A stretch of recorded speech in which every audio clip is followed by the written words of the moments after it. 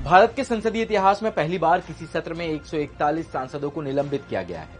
दरअसल संसद की सुरक्षा में चूक पर विपक्ष के हंगामे के बाद 18 दिसंबर को 78 सांसद और 19 दिसंबर को 49 सांसदों को सस्पेंड किया गया। अब केवल सदन में विपक्ष के 87 ही सांसद बचे हैं। आज जानेंगे कि किन नियमों के तहत सांसदों पर कार्रवाई कर उन्हें सस्पेंड किया जाता है, साथ ही इस दौरान सांसदों के पास क्या विशेष अधिकार होते हैं। क्या आपके बच्चों को पढ़ाई बोरिंग लगता है तो इनका एडमिशन आप ग्रीन गार्डन पब्लिक स्कूल में करवाएं, जो हथसारगंज हाजीपुर में 10+2 तक एफिलिएटेड है। स्क्रीन पर नंबर दिया हुआ, आप एक बार कॉल करके इंक्वायरी जरूर कर लें।